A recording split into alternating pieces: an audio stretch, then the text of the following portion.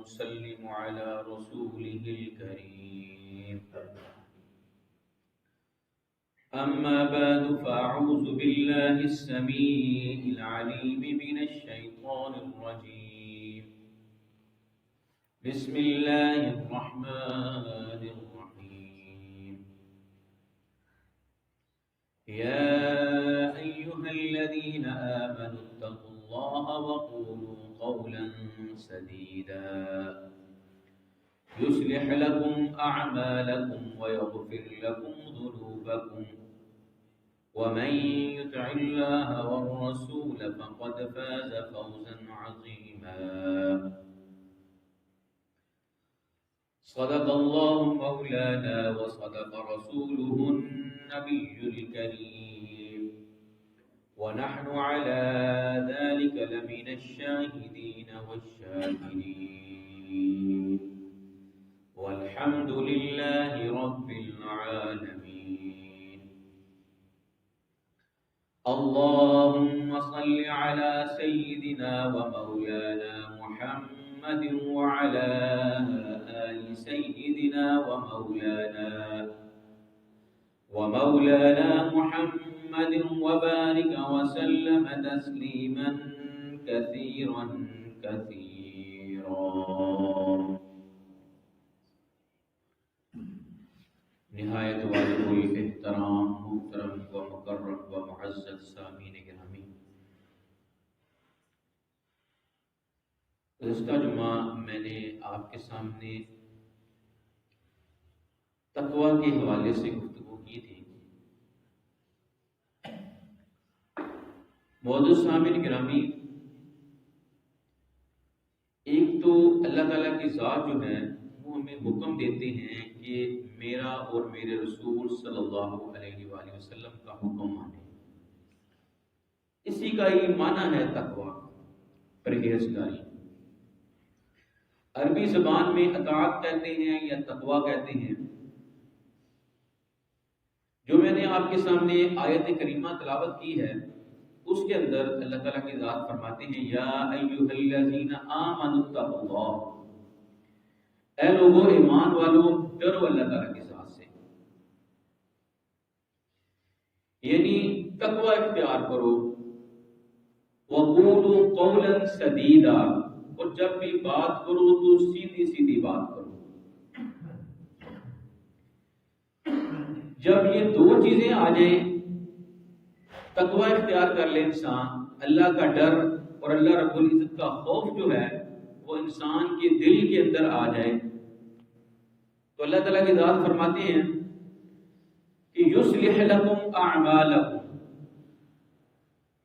ظاہری بات ہے کہ جب انسان اللہ تعالیٰ سے ڈرے گا تو بات بھی صحیح کرنے لگے گا، اپنے اعمال بھی درست کرے گا. تو جب اللہ تعالیٰ کی ذات کا ڈر اور خوف انسان کے اندر آ جائے گا تو اللہ تعالیٰ کی ذات فرماتے ہیں یصلح لکم اعمالکم، پھر میں تمہارے اعمال کو درست کر دوں گا. تمہارے اعمال بھی درست کروں گا اور تمہیں بخش بھی دوں گا، معاف بھی کر دوں گا. معزز سامعین گرامی، ایسے لوگ جو ہے وہ تاریخ کے اندر گزرے ہیں کہ جن کے دلوں کے اندر اپنے رب کا ڈر اور خوف اتنا آ گیا کہ ان کے پاس چیز ہونے کے باوجود بھی ان کو لوگ چیز کو دے بھی رہے ہیں لیکن اس کے باوجود بھی وہ چیز کہہ رہے ہیں کہ یہ ہماری نہیں. یعنی اللہ تعالیٰ کا ڈر اور خوف اتنا ان کے اندر آ گیا کہ وہ چاہتے تھے کہ کہیں ایسا نہ ہو جائے کہ کسی ایک بات کی وجہ سے ہماری آخرت جو ہے وہ خراب نہ ہو جائے. بڑا مشہور و معروف واقعہ ہے، اس بات کو تھوڑا سا میں کر کے آگے چلتا ہوں. معزز سامعین گرامی، بار بار میں نے بھی اس کو عرض پہلے بھی کیا ہے، لیکن تقوی کے حوالے سے اس واقعے کے اندر اگر ہم دیکھیں کہ دو شخص تھے، ایک آدمی نے زمین کو بیچا اور ایک نے خریدا. جو خریدنے والا تھا اس نے جب زمین کو کھودا تو اس کے اندر سے کوئی چیز نکل آئی، سونے کی دیگ یا کوئی خزانہ نکل آیا. تو جو خریدار تھا وہ جس سے اس نے خریدا ہوا تھا اس کو واپس کرنے چلا گیا. اس نے کہا بھائی یہ میرا نہیں ہے، تمہارا ہی ہے، میں نے تمہیں دے دی تھی زمین، اب جو کچھ بھی ہے تمہارا ہی ہے۔ اب دوسرے کا تقویٰ دیکھیے، اس نے کہا کہ بھائی میں نے تم سے زمین خریدی تھی، یہ خزانہ نہیں خریدا تھا۔ تو پہلے والا کیا کہتا ہے کہ بھائی میں نے جو تمہیں دیا تھا وہ سب کچھ اس کے حوالے کر دیا، تمہارے حوالے کر دیا، سب کچھ تمہارے حوالے کر دیا، میرا اس میں اگر کوئی چیز ہوتی تو میں واپس لے لیتا۔ حتیٰ کہ لڑائی بن گئی، چیز کو لینے دینے کے اندر لڑائی بن گئی، ایک کہہ رہا ہے کہ میری نہیں، ایک کہہ رہا ہے کہ تمہاری ہے۔ تقوی کی انتہا، دونوں یہ محسوس کرتے تھے کہ کہیں ایسا نہ ہو کہ ہمارے اس عمل کی وجہ سے ہماری آخرت خراب ہو۔ حضرت داؤد علیہ السلام کے پاس جب یہ مقدمہ پہنچا تو اس نے کہا کہ بھائی دیکھیں حضرت والا، یہ زمین میں نے اس سے خریدی، یہ خزانہ میں نے اس سے نہیں خریدا۔ تو اس نے کہا بھائی، دوسرے شخص نے کہا کہ میں نے زمین جو ہے وہ بیچی ہے، مجھے نہیں پتا کیا اس کے اندر سے نکلا، خزانہ جو کچھ بھی ہے اسی کا ہے، میں یہ واپس نہیں لوں گا۔ عجیب جو ہے وہ بات ہے، اس طرح کے مقدمات شاید ہی تاریخ میں بھی کسی نے سنے ہوں۔ تو بہرحال حضرت داؤد علیہ السلام اللہ کے پیغمبر تھے، پھر فیصلہ کیا، کہا کہ اچھا یہ بتاؤ تمہاری اولاد ہے؟ دوسرے سے پوچھا بھائی تمہاری اولاد ہے؟ تو انہوں نے بتایا ہاں جی میری بھی بیٹا ہے، ایک نے کہا جی بیٹی ہے۔ تو آپ نے کہا کہ ایسا کرو کہ دونوں کی شادی کر دو، اور یہ جو خزانہ نکلا ہے نا اس سے ان پر خرچ کر دو، جو اضافی بچ جائے گا اس کو کیا کرنا، صدقہ خیرات کر دیں۔ معزز سامعین گرامی، آپ اندازہ لگا لیں دنیا کے مال کے لیے وہ دونوں لینے کے لیے تیار نہیں، تقوی کی انتہا کو جو آپ نے اندازہ لگا لیں۔ تو بہرحال میں عرض کر رہا تھا وَقُولُوا قَوْلًا سَدِيدًا يُصْلِحْ لَكُمْ أَعْمَالَكُمْ، کہ جب آدمی تقوی اختیار کرتا ہے تو اللہ تعالیٰ کی ذات اعمال کو بھی صاف کر دیتے ہیں اور گناہوں کو بھی بخش دیتے ہیں۔ معزز سامعین گرامی، ترمذی شریف کے اندر ایک واقعہ ہے بنی اسرائیل کا۔ اللہ کے نبی صلی اللہ علیہ وسلم سے صحابہ کرام رضوان اللہ علیہم اجمعین نے سنا، اور آپ فرماتے ہیں کہ اللہ کے نبی صلی اللہ علیہ وسلم آپ نے فرمایا کہ ایک بنی اسرائیل کا ایک شخص تھا، بڑا بدکار آدمی، بڑا گناہگار، زناکار، بڑا آدمی، اس کے اندر بے شمار خرابیاں تھیں، ہر وقت اس کے اندر خرابیاں ہی خرابیاں رہتی تھیں۔ ایک دفعہ ایسے ہوا کہ اس کے پاس ایک خاتون آئی جو مجبور تھی کھانے پینے کے حوالے سے، تو وہ چونکہ شخص تھا ہی زناکار تھا، بدکار تھا، اس کو تو چاہیے تھا کوئی مجبور ملے تو میں اس کے ساتھ بدکاری کروں، زنا کروں۔ تو اس خاتون سے اس نے کہا کہ ٹھیک ہے میں تمہیں 60 دینار دوں گا، لیکن تم نے میری ایک بات ماننی ہے، تم نے میرے ساتھ زناکاری کرنی ہے، بدکاری کرنی ہے۔ تو عورت بھی اس بدکاری کے لیے تیار ہو گئی۔ جب وہ وقت آیا، موقع آیا، بدکاری کا ٹائم آیا، اب یہ خاتون جو تھی یہ تو مجبور تھی، مجبور ہو کر یہ پیسے وہاں مانگنے گئی، اس نے دوسری طرف لگا لیا۔ اب چونکہ یہ نیک عورت تھی، جب وہ وقت قریب آیا تو وہ رونے لگی، اور اس کا چہرہ جو ہے وہ زرد ہو گیا۔ جو نیک لوگ ہوتے ہیں ان کو محسوس ہو جاتا ہے کہ میں اب یہ گناہ کرنے لگا ہوں یا کرنے لگی ہوں۔ یہ دنیا کا تھوڑا سا لطف، تھوڑا سا مزہ جو ہے چند منٹوں کا یا چند راتوں کا، اس کے بعد جو ہمیشہ ہمیشہ والی زندگی ہے وہ میری تباہ و برباد ہو جائے گی۔ یہ دنیا کا چند وقت کا لطف جو ہے، چند منٹوں کا لطف جو ہے، یہ میری آخرت کو تباہ کر دے گا۔ جب وہ رونے لگی تو وہ جو کفل نامی آدمی تھا اس نے کہا کہ خاتون کیا ہوا، تمہاری رضامندی تھی، تمہیں 60 دینار اسی لیے دیے۔ تو وہ خاتون جو تھی وہ کہنے لگی کہ کفل بات یہ ہے کہ ساری زندگی میں نے کبھی بدکاری نہیں کی، زناکاری نہیں کی، گناہ نہیں کیا، آج میں مجبور ہو گئی ہوں اپنے اور اپنی اولاد کے کھانے کے لیے. آج مجھے یہ گناہ کرنا پڑ رہا ہے، لیکن میں ڈر رہی ہوں کہ تھوڑا سا یہ لطف اٹھائیں گے، لیکن قبر کے اندر جو حشرات الارض ہیں، کیڑے مکوڑے ہیں، رب کا جو عذاب ہے، یہ تھوڑی سی بھوک کو برداشت کر لیتی تو ان ساری تکلیف اور پریشانی سے بچ جاتی جو قبر کے اندر پیش آنی ہے، جو آخرت کے اندر پیش آنی ہے. تو اس خاتون نے کہا کہ تم بھی اس گناہ سے بچو اور مجھے بھی اس گناہ سے بچنے دو. تو جب اس طرح اس نے پر اثر تقریر کی، پر اثر گفتگو کی جب اس عورت نے، تو کفل جو تھا اس کا دل بھی نرم پڑ گیا. جب اس کا دل نرم پڑا تو اس نے کہا کہ ٹھیک ہے خاتون، یہ پیسے بھی لے جاؤ، میں تمہارے ساتھ زنا اور بدکاری بھی نہیں کروں گا، تم چلے جاؤ. ادھر وہ عورت گئی، ادھر کفل کے دل کے اندر آمنت اللہ، ایمان تو لایا ہوا تھا پہلے، لیکن ڈر اور خوف بیٹھ گیا. اللہ تعالیٰ کی ذات کا ڈر آ گیا کہ اگر یہ عورت مجھے نہ بتاتی، سمجھاتی نہ، تو میں یہ گناہ کرتا تو ساری زندگی ہی میرے گناہوں کے اندر گزرتی، میری آخرت تو کیڑے مکوڑے ہی بننے تھے، سزا بننی تھی، عذاب بننا تھا، قبر کے اندر بھی عذاب اور حشر کے اندر بھی عذاب، اور ہمیشہ ہمیشہ کے لیے مجھے عذاب کو جو ہے وہ بھگتنا پڑتا. ادھر اس نے توبہ کر لی. اب چونکہ یہ مشہور تھا، سارے لوگ جانتے تھے کہ یہ بدکار ہے، یہ زناکار ہے.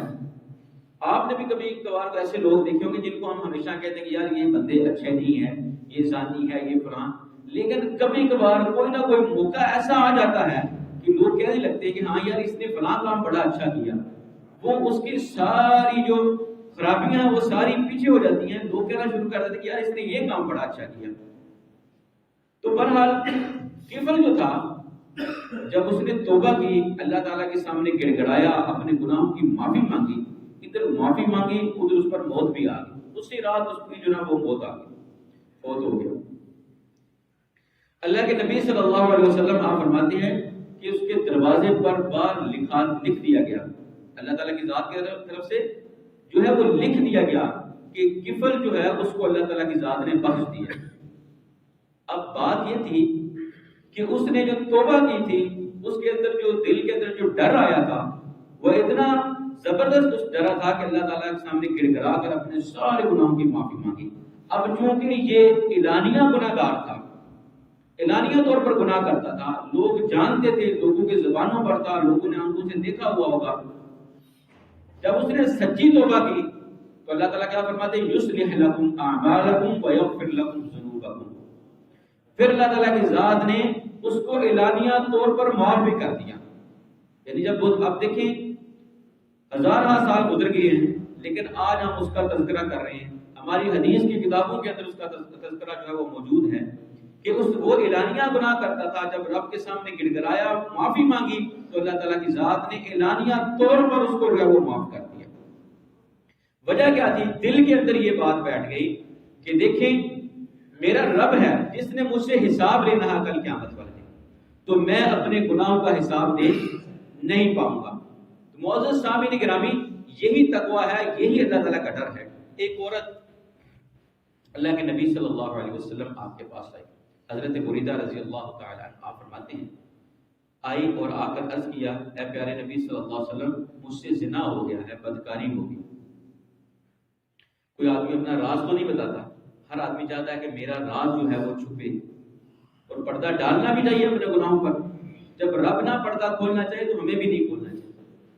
تو بہرحال وہ عورت آئی اور اس نے آ کر عرض کیا، اللہ کے نبی صلی اللہ علیہ وسلم، مجھ سے بدکاری ہو گئی. اللہ کے نبی صلی اللہ علیہ وسلم آپ نے اس کی بات پر وہ خاص توجہ نہیں دی. آپ چونکہ رحمت للعالمین تھے، آپ تو چاہتے نہیں تھے کہ کسی کو تکلیف یا پریشانی پہنچے. وہ عورت چلی گئی. دوسرے دن پھر آئی، پھر اللہ کے نبی صلی اللہ علیہ وسلم سے وہی بات عرض کی، کیا پیارے نبی صلی اللہ علیہ وسلم، مجھ سے زنا ہو گیا، بدکاری ہو گئی. پھر آپ نے کوئی خاص توجہ نہ دی. پھر وہ عورت کہنے لگی کہ اللہ کے نبی صلی اللہ علیہ وسلم، آپ میرے ساتھ معاذ بن مالک کی طرح کرنا چاہتے ہیں. اللہ کے نبی صلی اللہ علیہ وسلم کے سامنے وہ عورت کہنے لگی، اللہ کے نبی صلی اللہ علیہ وسلم، جو میں نے زنا کیا تھا، بدکاری کی تھی، اس کی وجہ سے میں حاملہ ہو چکی ہوں. اب یہ گواہی اپنی زبان سے وہ دے رہی ہے اور اللہ کے نبی صلی اللہ علیہ وسلم کے سامنے کہ جنہوں نے فیصلہ کرنا. حضور نے فرمایا کہ چلی جاؤ واپس، جب یہ بچہ پیدا ہوگا پھر آنا. یہ حضور علیہ السلام اسے مہلت دے رہے تھے کہ چلے نہ آئے تو سزا سے بچ جائیں.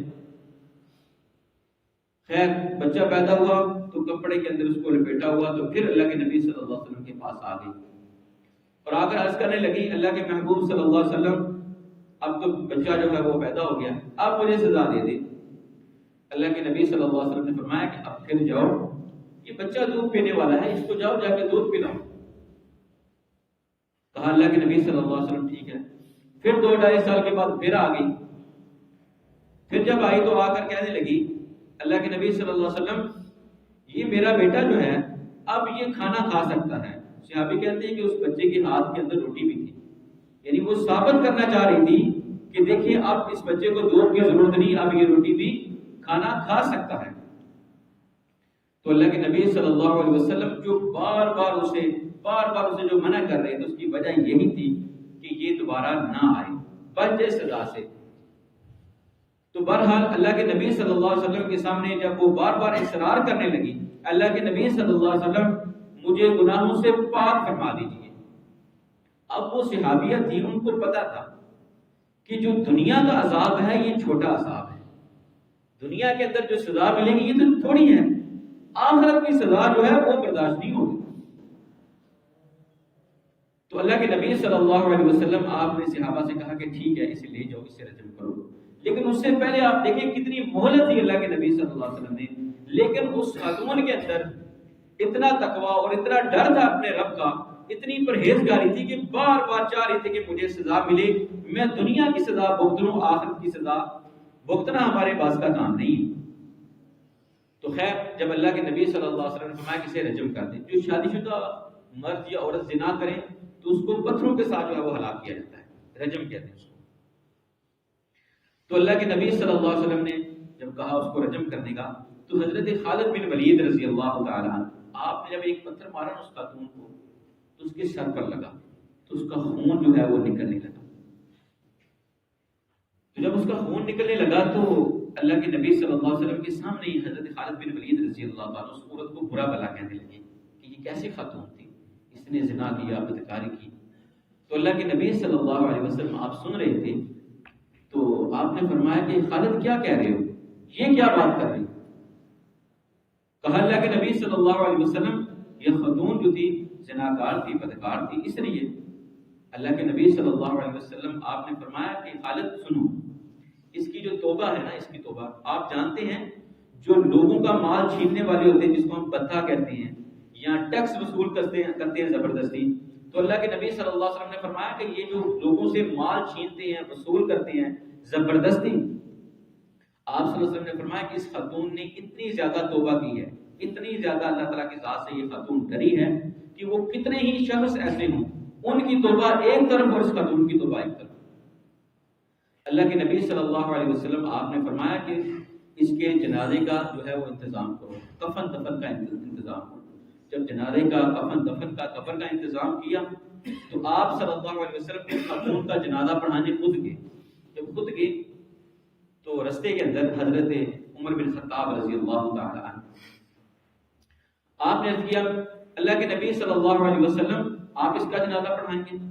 لوگوں کے دلوں کے اندر بات یہ آتی ہے دماغ کی، بھئی یہ تو گناہگار ہے، بدکار ہے.